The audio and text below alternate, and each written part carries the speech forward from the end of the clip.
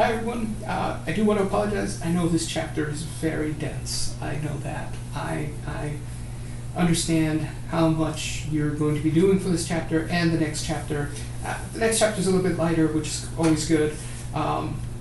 So I'm going to just kind of jump right in this as best I can and make this really quick so that you're not overwhelmed with thinking about the chapter. But I do want to point out how important this is, because you need to understand that informal caregiving is the most significant way in which we care for people who are older, who need assistance, right? Children are kind of easy to understand, right? There are a lot of things in place to help support the caregiving of children when obviously they need assistance, right? So you have everything from parents and legal responsibilities that parents have. You've got all these protections in place, right? You could even talk about putting people in foster care. You can talk about putting people under adoption. You can talk about putting people a lot of grandparents, if you remember from your earlier chapter, a lot of grandparents serve as caregivers to young children. That is a phenomenon that has been increasing over the years. Not only do they serve as caregivers in supplementing the for working parents, right, as babysitters or daycare kind of like substitutions, they also take on, in many cases, the responsibility of raising young children when their parents cannot raise those children, when they're not available for many, many different reasons. They may not be available, and therefore the grandparents take on that responsibility. So you're seeing grandparent care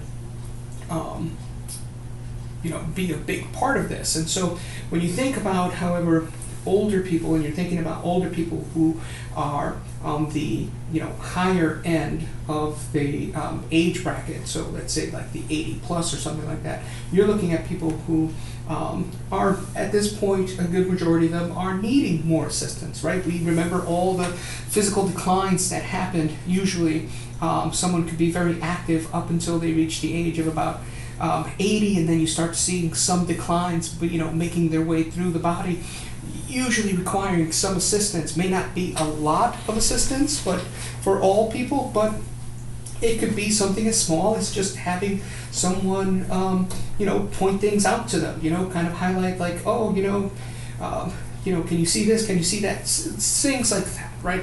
And so it becomes extremely important to think about, not just caregiving that we do as a society towards the young, but caregiving that we do for society as we age. And so what happens is that a majority of people who are older rely on informal caregiving. And informal caregiving is a huge, huge part of how we take care, and it's extremely problematic, right? There is a chart, if you look at it in your book, that goes into, this is extremely important, right? The number of people who can care for older people, and you see that huge decline that happens by 2050, where you have something like less than half of what the population who can care for someone who's 80 or older being available for those individuals. I mean, we're going to have a significant crisis in this country when it comes to older adults. We are at this point unaware of it, but we're heading towards that crisis. And it's kind of a two-edged sword here, because we are working really hard at giving older adults more agency, more independent life, and understanding of how they should be thinking about the future of their lives. But then at the same time, there is going to be a need for people to be taken care of, and that is going to be this kind of problematic mismatch between the two. And so when we think about this chapter, right, it's particularly focusing on the unpaid caregiving, right? It's focusing on the family members and relatives who are helping to support, and of course most of this burden falls on women. You can't remove the gender aspect of this.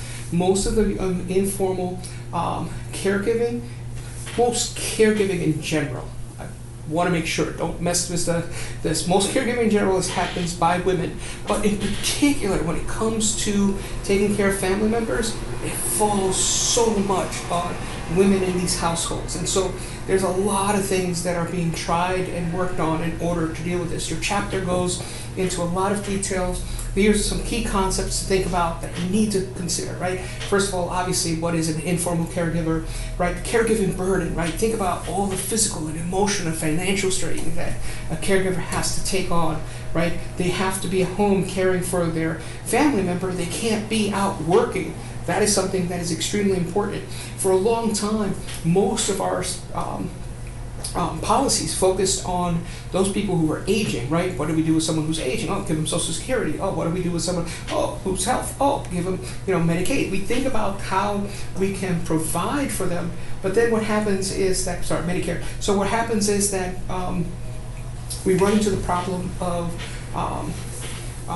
not thinking about that caregiver and what that caregiver goes through. And so within the last, I would say like 25 years or so, maybe even less than that, maybe just 20 years or so, there has been more movement towards focusing on the caregiver, right? We're looking at providing Family Medical Leave Act. There's some other acts that are out there to help support caregivers. I know that in places like New York State, and I think Massachusetts as well, but I know New York State does this. I think Massachusetts does this too. They provide payment to people to help who are caregiving for an older person, right? So they'll provide a, kind of, if you will, monthly stipend for doing that level of support in order to offset the cost of not being able to work to take care of that person.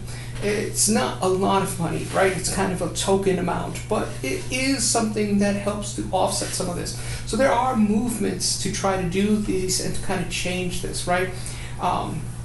Think about the caregiver stress process model. Think about how they're explaining that. There's a couple of models that they're showing you in this. Please pay attention to that. That's going to be important, because the biggest issue that you will bump into when dealing with older adults isn't the older adult. It is the entirety of the family, and particularly that caregiver who's helping to support and care for that individual. And if they don't have one, it's going to be about trying to find who is the person who is going to help and support that individual. This is just what you're going to have to be thinking about in this process. In that, right, never forget the biology, the health of the person, never forget the psychology, the impact that it has both on the person to become more vulnerable, more dependent, right? You go from being independent to being slightly more dependent. And then, of course, for the caregiver, who might be, not in all cases, might be the child who now has to take the responsibility of basically managing their adult parent, right? This is a shift in role, right? There's a lot of things that are psychologically happening, and you want to make sure that you provide your the person who is older, and you're providing the caregiver with enough information for them to understand what is happening and why it's happening. And of course, always think about the resources that are available in order to support them, right? In the next part, we're going to be talking a little bit, I know these two things are connected, the living arrangements, and this one, living arrangements, a little bit easier, but you got to think about, all these things that affect these individuals. Think about the who are the people that are supporting it. Look at the race and the ethnicity, right? Some groups, right? Familialism is extremely important. There is an expectation of caring for your older parent, right? Among Asian Americans, for example, right, you've got that statistics where a good number, like about 60% of families have an older member living with them, right? There's this kind of expectation that is going to take place, but that means someone has to do the caring, and this is where it becomes one of those things where you see the pressures and the weights of the responsibility of that, which comes not just psychologically, but also financially. And there is some work that's being done on the effects that this has on caregiving, has on the caregiver's health, right? There is new research being conducted that's looking at that part of the impact that caregiving will have on an adult. It's all particularly important. And it's particularly important because, and I don't want to take it away from like, oh, well, there are, don't all caregivers, paid or not paid, go through this? Yes, to some extent, but at least if you want to think about it, right, the paid caregiver, meaning someone who's doing this not as a family member, but typically as someone who is working in an occupation that is doing caregiving. They're set hours, they're set guidelines, they're set policies for taking care of someone. There's certain like don'ts and do's that help to protect that individual. When it comes to family, those things kind of go out the window, right? You need to provide more support, right? Living arrangements is another part to think about because you have to think about where people live, right? There's a lot of wonderful work being done out here on how elderly people can live out their lives. There's everything from the living at home model, which is aging in place, all the way through creating housing that's intergenerational housing is what's usually called. Sometimes they refer to it as multi-generational housing, where older people will tend to live with younger families around them. There's some schools, some universities that provide spaces on campus for older people. I believe that, I want to say LaSalle University, but don't hold me to that, has on campus a dormitory dedicated to multi-generational housing, where the students live with retired people, and basically the retired people live on campus and they can go attend classes, they can do other things. The people who are there as the, if we want to say traditional college students, are working at providing support for, being there for the old, the older people that are there, the people who are, older than they are. And so it is a kind of like positive environment. And ultimately, the idea is, how do you fit the person to the best environment in order to give them the best opportunities?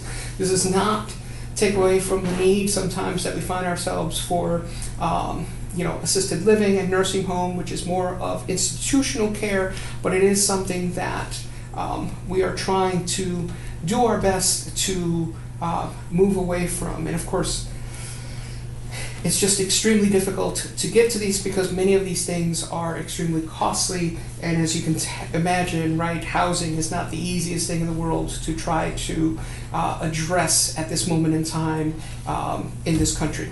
All right, so read these two chapters. I know it's dense, but of the two, I have to tell you that the understanding the issues that caregivers are going through is extremely important and will be extremely valuable moving forward. Thank you.